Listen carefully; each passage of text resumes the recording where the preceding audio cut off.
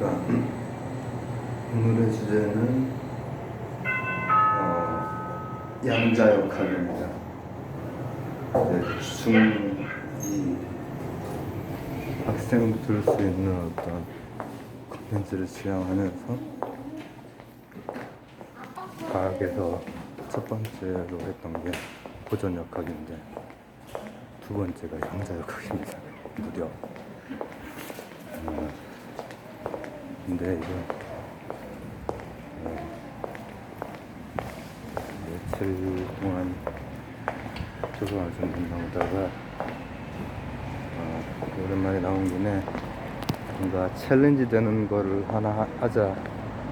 그리고 듣는 분들 뭐 학생이 됐거나 아니면은 그 이제 일반 분들이 됐건 간에 그분들에게도 챌린지를 주자 이런 건 아니고 그런 생각도 조금 했지만 왜냐면 이 주제가 쉽지는 않으니까요.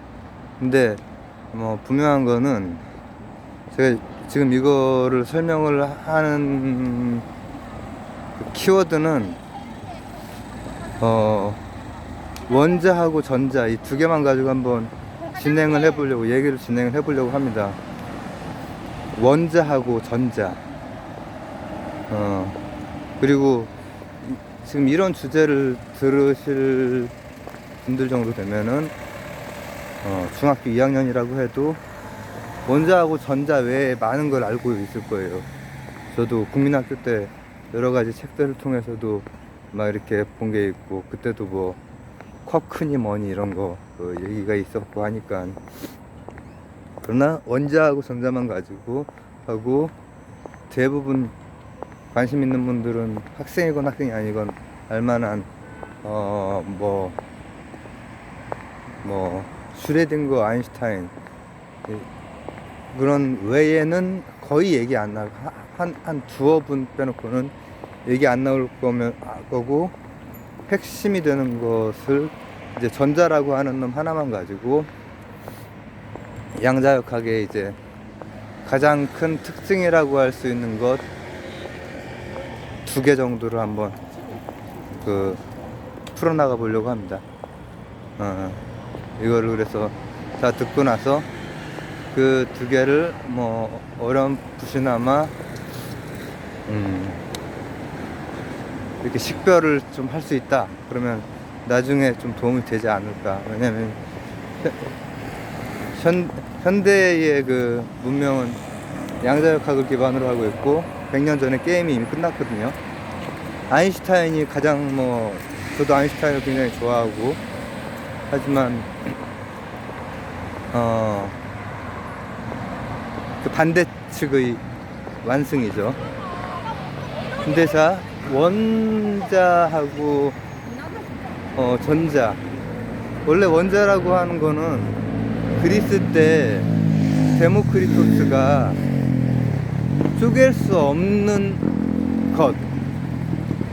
것이라고 이제 정의를 하고 탐구해 나갔던 것 중에 하나예요. 아르케를 찾는, 세상의 어떤 본질, 근원적인 것을 찾는 과정에서 물질계의 끝으로 이렇게 수학계의 끝이면은 부분을 갖지 않는, 원자도 역시 부분을 갖지 않는 물질 세계의 것이라면은 이제 점은 부분을 갖지 않는 기하학적인 세계의 무언가죠. 그러나 이제 현대에는 원자가 쪼개진다라고 하는 게 거의 한 100년 전쯤에 그 근처에 몇십 년 동안, 되게 짧은 기간 동안에 엄청나게 과학이 발달을 했는데 성격이 달라져요. 뭐냐, 데모크리토스가 됐건 그리스의 자연 철학이 됐건 굉장히 정적이고 논리적이고, 그래서 자연 과학은 아니고 자연 철학이었단 말이죠. 근데 근대가 오면서 제가 첫 편으로 설명했던 동역학의 시대, 미분적분의 시대가 오면서 그게 실제로 과학혁명이고 산업혁명이고 이런 것들을 다 이끌어간 원동력이에요. 지금도 많이 쓰이는 것이긴 하지만. 그러다가 거기에 이제 또 어느 경지까지 가니까는 또 안 맞아. 그게 다 맞아야 될 것 같은데, 우주를 다 설명할 줄 알았는데 이 동네도 설명이 잘 안 돼. 태양계도 설명이 잘 안 되는 부분이 있고 그래.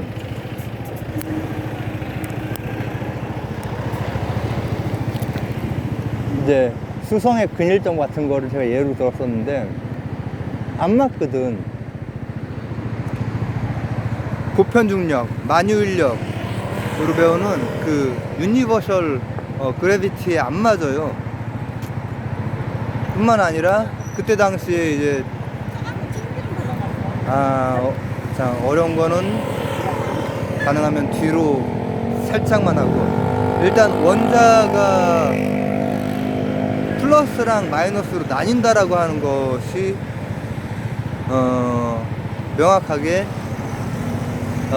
간접 증명이 100년 좀 전에 돼버렸어. 영국에서 돼버렸어.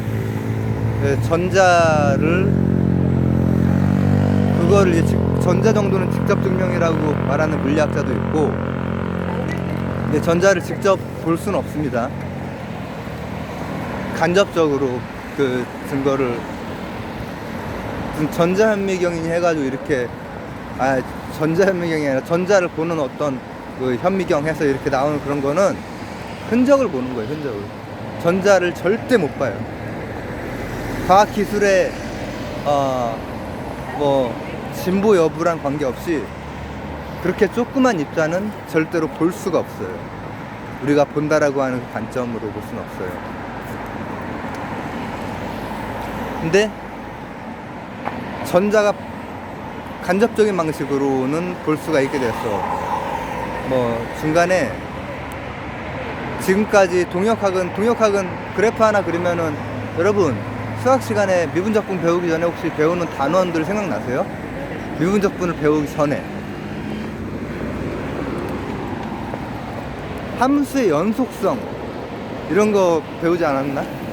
근데 그런 거는 그냥 왜 배우는지 모르지만은 그런 게 있었고 쓱 넘어갔죠. 함수의 연속성, 연속이냐 아니냐 이런 걸 배우고, 그러니까 예를 들면은 x분의 1 같은 경우에는 연속인 함수가 아니죠. 중학교 2학년. 잠깐만요. 안 배우나 잘 모르겠네. 죄송합니다. 중학교 2학년 때부터 공부를 안 해가지고 고등학교 2학년, 3학년 때 막 몰아서 해가지고 몇 학년 때 배운지 잘 모르겠는데, x분의 1을 하나하나씩 넣어보면은 그거는 연속이 아니에요. 그리고 만약에 절대값 부호를 씌운 x 이렇게 되면 연속이죠.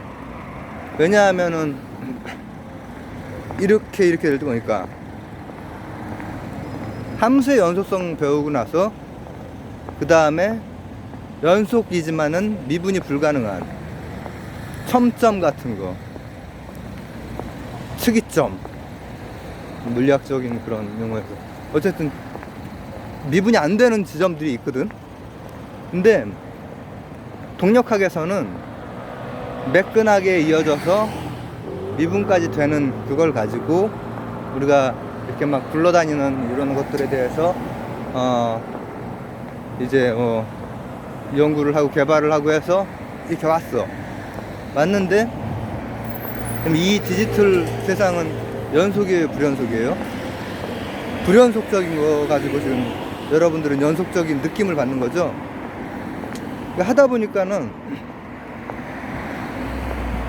관찰하고 실험하고 이렇게 과학적인 연구가 쌓이다 보니까는 연속적이지 않은 것들에 대한 그 증거들이 막 쌓이기 시작하는 거예요. 그러면 기존까지의 프레임이 흔들리는 거예요. 패러다임이 흔들리는 거예요. 근데 다시 전자로 들어가서 전자를 발견을 하고 나서 전자랑 양성자랑 더하기 빼기 이렇게 그 전하를 가지고 있잖아요. 근데 이 양자역학은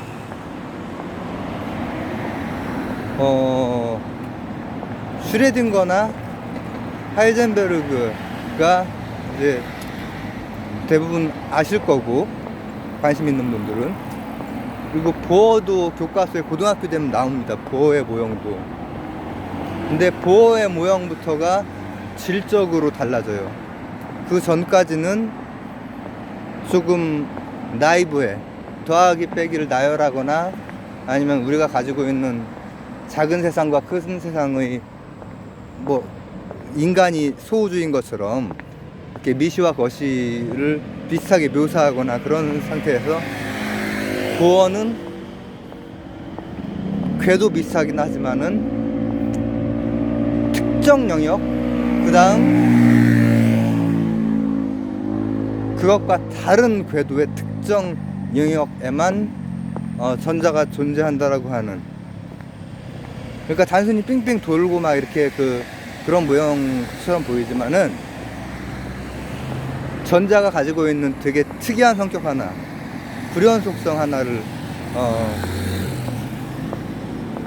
발견하고 그거에 대해서 굉장히 많은 사유를 했던 사람이에요. 그래서 물리학자들 중에서는 보어를 이제 얘기가 이런저런 얘기를 많이 했기 때문에 물리학자 같지 않다 이렇게 해서 조금 안 쳐주는 그런 물리학자들도 있고요. 그리고 뭐 이를테면은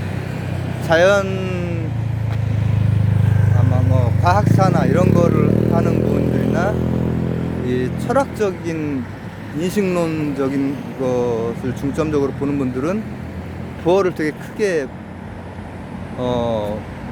큰 거인으로 보기도 하죠. 저는 후자에 좀 가까운 것 같아요. 저는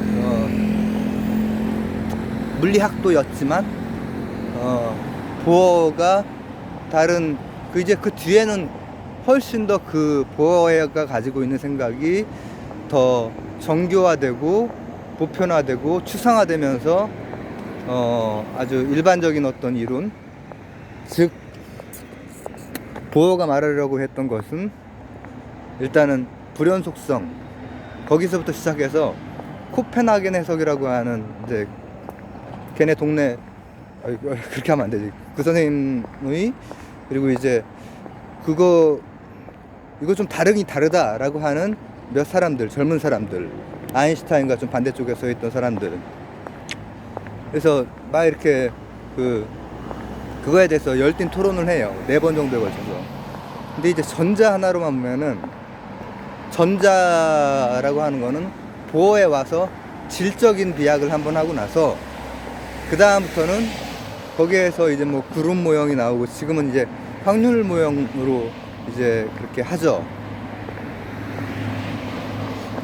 고등학교 교과서에는 확률 모형까지는 안 나오겠죠? 좀 식이 좀 까다롭고 하니까는. 근데 그 교과 과정을 넘어설 것 같고, 근데 어쨌든 뭐 확률 모형이다. 근데 이 보어가 했던 전자 이거 좀 특이하네, 이 전자란 놈이 좀 이상한데? 라고 했던 생각에서 양자역학의 그 핵심 2가지가 자연스럽게 도출이 되거든요. 그걸 이제 중이에게도 좀 제가 챌린지를 주는 겁니다. 이해할 수 있도록 한번 노동을 오랜만에 도서관 나온 김에 한번 해보자. 자, 전자가 뭔가 이상한 행동을 해. 그리고 이상한 특이한 영역에서만 발견이 돼. 발견이라기보다 이제 관측이라고 표현하면 더 좋아요. 관측. 양자역학은 관측하고 연산하는 학문일 뿐이거든요. 그래서 유명하다기보다 어떤 유명한 파인만이라고 하는 사람이 양자역학에 대해서 아무도 모른다 뭐 이런 말을 했는데, 그 말은 이제 물리학자들이 좀 머리가 좀 안 좋다 그런 의미라기보다는, 양자역학은 우리의 기존의 직관을 깨요. 동력학은 우리 직관이랑 그렇게 다르지 않거든요. 제가 막 이런 동그란 것도 하고 이렇게 뚝 떨어지는 것도 하고 했는데, 그 직관하고 대차가 없는데, 진공 상태고 뭐 이런 걸 만족을 한다면 대차가 없는데, 양자역학은 여기에 있던 게 일로 가려면은, 가장 빨리 가면은 광속, 그죠? 근데 그렇지가 않아. 그렇지가 않고 이쪽에 있다가 이쪽으로 그냥 바로 가. 그러면은 논리적으로는 이쪽에 있다가 138억 광년까지도 바로 갈 수 있다라는 얘기 아니야. 제가 순간이동편 예전에 찍은 적이 있죠. 그거 한 2년 3년 전에, 거의 3년 되겠네 그거는. 뭐 가능하다 이렇게 하면서 얘기를 했죠. 근데 우리가 생각하는 그런 순간이동은 아니고 정보의 이동이다 라고까지 얘기를 했는데, 자, 이런 거를 양자라고 하는 것은 어떤 입자나 그런 걸 말하는 게 아니라 덩어리, 불연속적인 덩어리를 말하는 건데, 영어로는 퀀텀이라고요. 퀀텀. 이렇게 갑자기 이렇게 되는 거를 퀀텀 립이라고 해요. 양자 도약이라고, 양자 도약, 양자 피약, 양자 도약, 하여튼 그렇게 돼요. 퀀텀 립. 그러니까 여기에 한 요쯤에, 딱 한 요쯤에만 있거나 아니면 요쯤에만 있거나, 전자의 위치가 거기를 제외하고는 없어. 연속적이지 않아. 그건 전자뿐 아니라 다른 여러 그 자연계 현상도 깊이 들어가면 들어갈수록 연속적이지가 않아서 불연속적인 값으로 뭔가 식을 세워야 되고, 한 120년 전 막 이때 그 막스 프랑크라고 하는 사람이 이런 스펙트럼 연구를 하면서 이거 왜 이렇게 양자 덩어리별로 이렇게 값이 나오지? 그래서 한번 거기에다가 식에다가 n자가 들어가니까 덩어리 값으로 넣으니까는 종합적으로 설명이 돼. 그럼 쓰는 거야. 근데 이 전자라고 하는 놈이, 우리가 중학교 2학년 정도 수준에서 이렇게 출발해 보자면, 전자라고 하는 놈이 이미 그런 성격을 가지고 있어. 이런 거 다 전자공학으로 하는 건데, 전자라고 하는 놈이 이미 그런 성격을 가지고 있다고. 그러니까는 그것이 좀 더 일반화된 모형이 되고, 일반화된 설명, 일반화된 그 언어로 표현이 되면서, 야, 이게 이 닐스 보어라고 하는 사람은 굉장히 이 과학에서 이제 탁 걸림돌에 걸린 부분에서 철학적인 사유를 많이 했던 사람이에요. 뭐 조금 엉뚱한 소리가 있을지 모르겠지만은, 저는 이제 의미 있는 작업이라고 생각을 하죠. 이거 좀 이상하다. 이거 전자가 관측되기 전까지는 전자가 아닐지도 모르겠다. 이해할 수 있으세요? 그러니까 이런 생각을 했던 천재들이에요. 관측이 되고 나서야 딱 특정한 영역에서만 확률에서 갑자기 살아나는 거야. 근데 그 확률이나 통계나 이걸 얘기를 하면서 중위 수준으로 하기 좀 어려울지 모르겠는데, 확률이라고 하는 것은 이제 물리학자들도 그렇고 우리가 생각할 때도 그렇고, 제가 물리학자들의 설명도 막 듣잖아요. 물리학자들이 그 한 강연이나 책이나 이런 거 보면은 확률적으로 똑같이 고르게 분포하다가 탁 관측하는 순간에 전자가 입자로 관측이 된다. 이게 이제 주로 많이 하는 그 해석인 것 같아요. 근데 저는 그렇게 생각을 안 해요. 확률로 존재한다라고 하는 것은 전체에 다 있다라고 하는 거야. 전체에 다 있다라고 하는 것을 설명할 수 있는 유일한 그 설명 방식은 진동이에요, 진동. 예전에 우유 선전에서 우유가 이게 퐁 하면은 퐁 하고 이렇게 그 물결이 튀면서 물결파가 이렇게 동그랗게 가죠. 전자도 우리는 몰라. 양자역학은 뭔지는 솔직히 모르는데 진동과 같은 에너지라면 그 에너지가 특정한 영역에 있다가 관측에 의해서 전자로서 관측이 된다. 지금 원자하고 전자를 안 벗어나기 위해서 이제 애를 쓰고 있습니다. 아인슈타인 얘기도 이제 전자로 해야 되고 그 뒤에 것도 전자로 얘기를 해야 되는데 그렇게 얘기를 해도 상관없어요. 광양자가 됐건 아니면 작은 질량을 가진 입자가 됐건 아니면은 질량이나 에너지의 관계가 됐건 전자로 설명을 해도 상관은 없을 것 같아요. 광자든 광양자든. 자, 그래서 이 보어의 생각이 구체화가 되면서 결국은 진동자라고 하는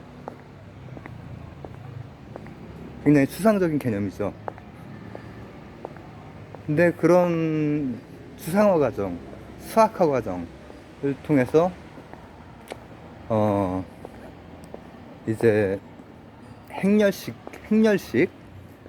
행렬식에는 일단은 특이한 점이 그냥 행렬에서 행렬로 정말 양자역학적이죠. 불연속적으로. 그리고 그 다음 슈레딩거 뭐 우리가 많이 알고 있는 여러분들도 알고 있는 고양이 그거 있죠. 그건 이제 미시세계랑 거시세계를 섞어 놓은 건데 그거에 대한 해석은 여기 유튜브에도 많고 책에도 많으니까는 그걸 참고하시고 거기에는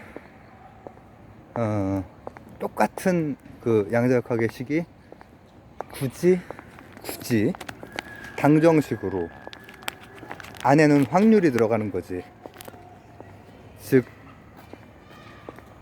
제가 지금 얘기했던 이 보어의 관점이라면은 진동이라고 하는 에너지 이게 들어가는 거예요. 확률로서. 그렇기 때문에 거기에 있는 거는 사실 방정식의 형태를 빌렸을 뿐 실제로는 이 행렬식이랑 같죠. 그래서 나중에 측정되는 값만 의미가 있는 거야. 그럼 거기에 자연스럽게 나오는 게 뭐냐?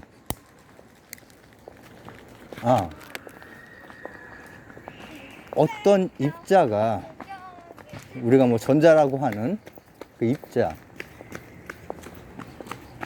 어떤 입자가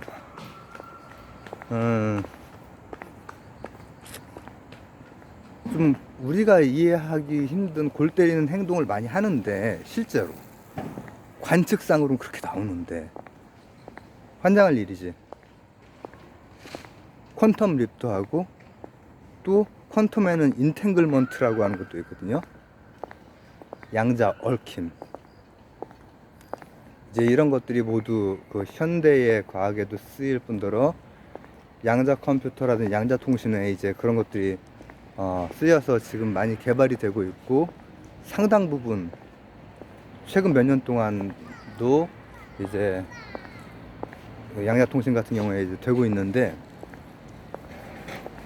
이 알 수 없는 그 현상 앞에서 아인슈타인과 또 이제 젊은 그 일군의 과학자들 사이에서 막 그 논쟁이 있었잖아요. 신이 지사 거기에서 그 양자역학을 탄생하는 데는 아인슈타인의 공이 크죠. 왜냐? 광전 효과라고 하는 게 바로 그 광양자 있죠. 그 광양자가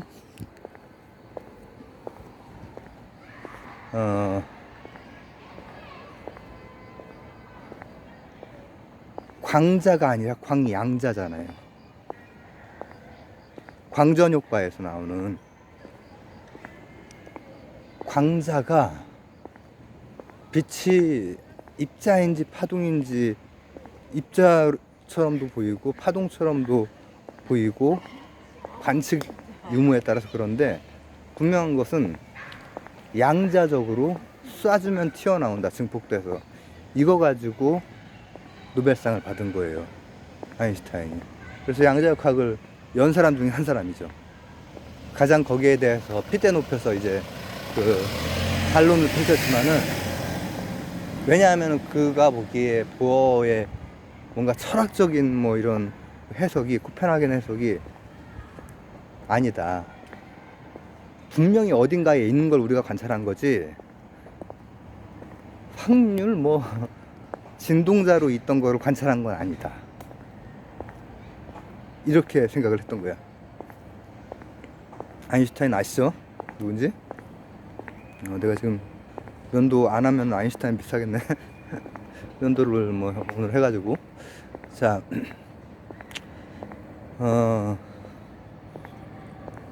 근데 이제 여기에서 문제는 관측행위가 영향을 준다는 거잖아.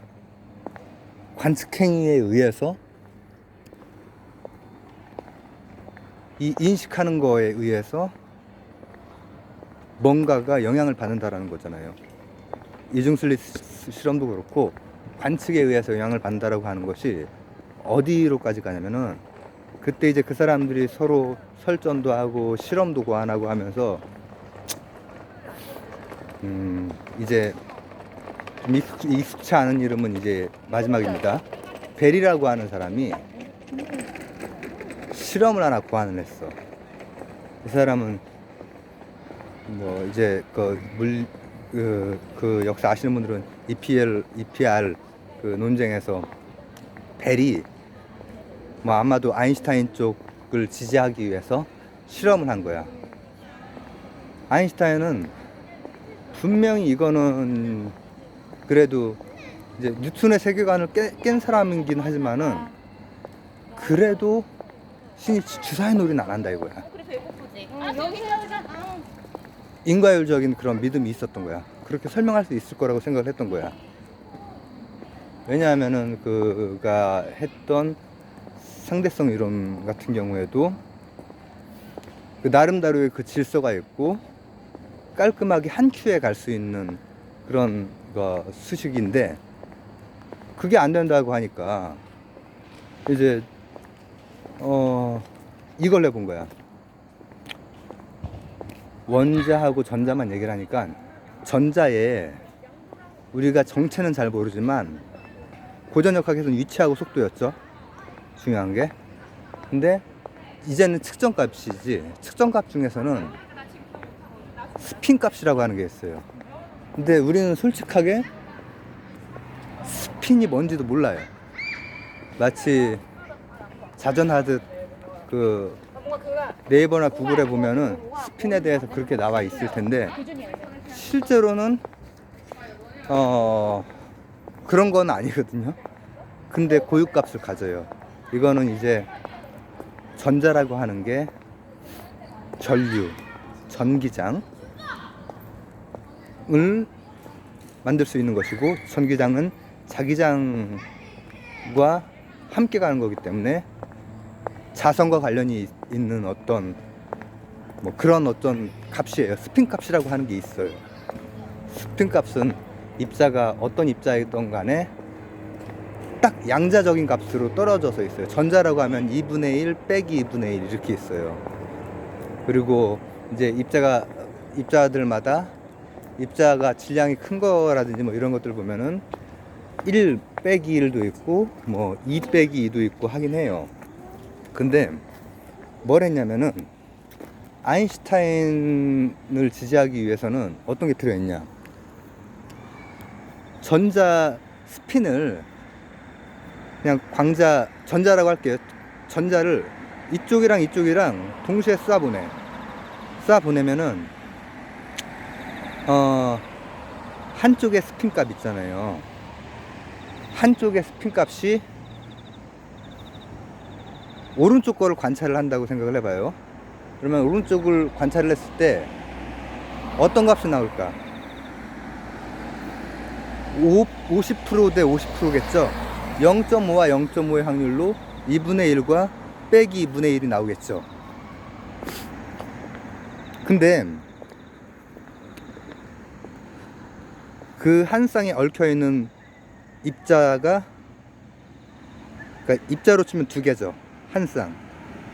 근데 걔네들은 스핀 값을 가져. 양자적인 값만 가져. 특이하게. 근데 한쪽이 2분의 1이면은 이쪽이 무조건 마이너스 2분의 1이야. 근데 이렇게 되면은 아인슈타인이 치는 거야. 원래 아인슈타인이 뒷받침하려고 했던 것 같은데 벨이 그 했던 그 실험에 대해서 정확한 그 사람의 의중은 모르지만, 왜냐하면 아인슈타인 입장에서는 모든 건 결정되어 있고 신은 주사의 놀이를 하지 않고, 이쪽이 2분의 1일 때 이쪽이 마이너스 2분의 1이라면은 정보가 전달되는 속도는 가장 빠를 때 광속이죠. 광속이기 때문에 한쪽을 관찰을 하고 다른 한쪽을 관찰을 할 때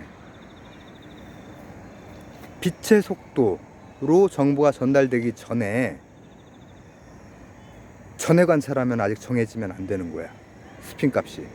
근데 실제 실험에서는 시간이라고 하는 변수가 사라지고 빛의 속도보다 빠르게 한쪽만 관찰하면 나머지는 무조건 정해져 버리는 거야.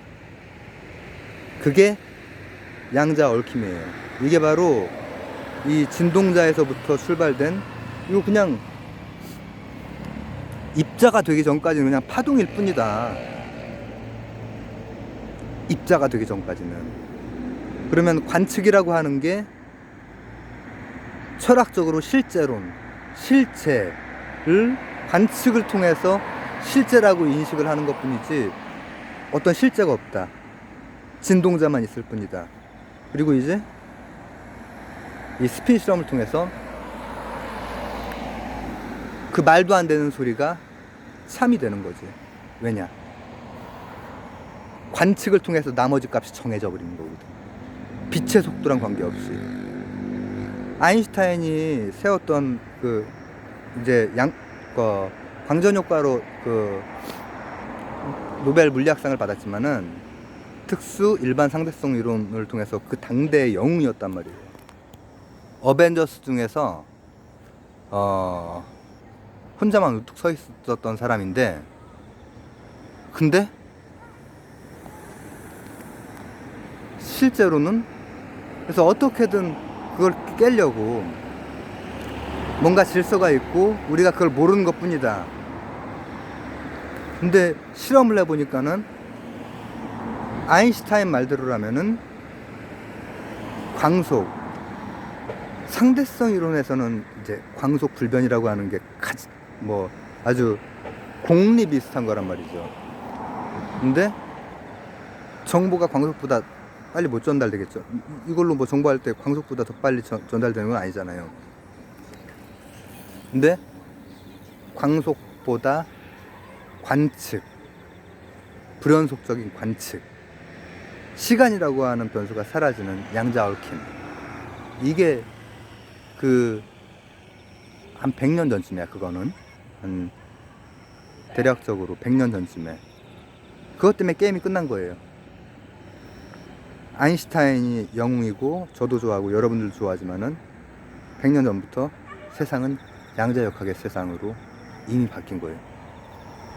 이게 중2용으로 한번 해본 양자역학인데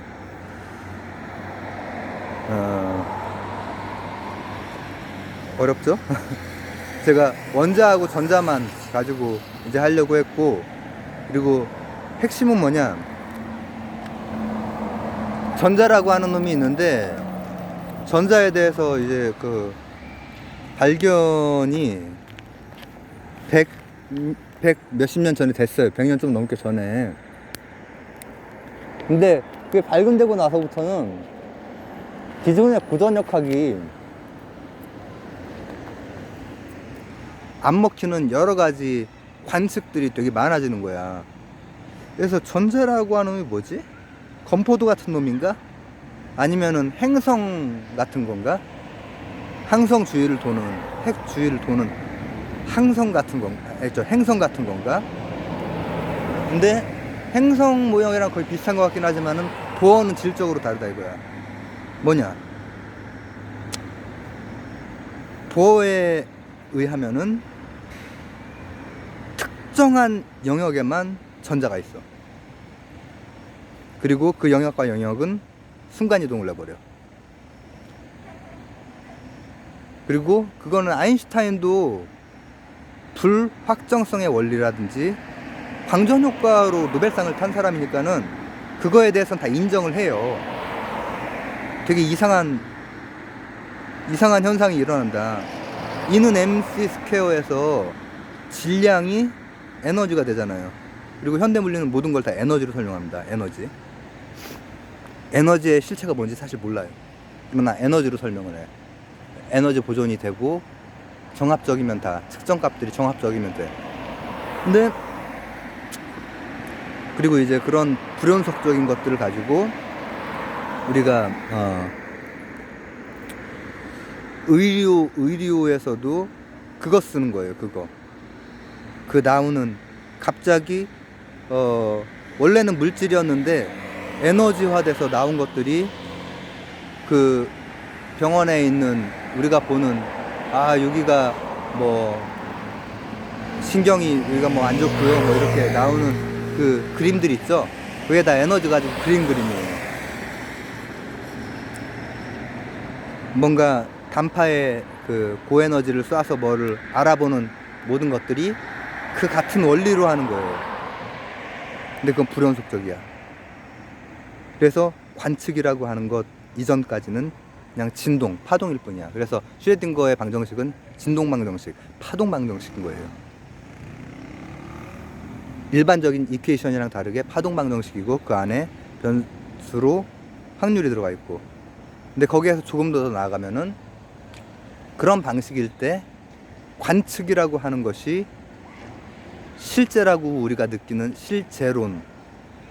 이거 어떻게 설명을 해야 되나? 실제라고 하는 건 리얼리티를 말하는 거예요. 리얼리티. 실제론, 철학적인 개념인데, 이제 보어의 입장에서는 관측에 의해서 실제가 규정이 되는 것이지, 그 전까지는 진동, 파동만 있다. 그래서 이제 진동자에 의한 추상화된 개념으로 식을 써보고 행렬식으로 만들어보고 해서 나왔는데, 그 이후에 그 논쟁 과정에서 아무리 그래도 아인슈타인이 맞겠지. 뭘로 해볼까? 정보라고 하는 것이 관측되는 그 순간에 양쪽이 정보가 다 정해져 버리면은 이거는 진짜 우리가 알 수 없는 양자역학, 하이만의 그 말대로 이해할 수 없는 그 세상, 양자역학의 세상이 맞는 것이고, 만약에 빛의 속도만큼 정보의 이동 속도가 걸린다면은 우리가 제대로만 연구를 하면은 양자역학이라고 하는 것도 깔끔하게 이퀘이션으로, 그러니까 슈레딩거 방정식 같은 거 말고 제대로 된 이퀘이션, 똑 떨어지는 거 가능하겠다라고 생각해서 벨이 고안을 했는데, 벨의 실험에서 스핀 값이라고 하는 전자가 가질 수 있는 2분의 1 혹은 마이너스 2분의 1, 쉽게 생각하면은 그냥 전자는 그 전기장과도 관련이 되어 있지만 자기장과도 관련이 있어서 특정한 스핀 값을 갖는다, 관측 값이 나온다, 자성과 관련이 있다, 이렇게 그냥 생각을 하시고, 그 값이 놀랍게도 정보의 전달 속도보다 더 빠르게 얽혀 있다는 거예요. 양자 얽힘. 그래서 퀀텀 립하고 퀀텀 인탱글먼트가 전자 하나 가지고 이제 뭐 중2 정도 수준으로 한번 설명을 해봤는데, 양자역학의 가장 기본이 그 두 개예요. 그 두 개. 아, 이렇게 하다 보면은 좀 더 나아지겠죠. 중2 수준도 만족하고 교양 수준도 만족하고. 오늘은 이렇게 마치도록 하겠습니다. 감사합니다.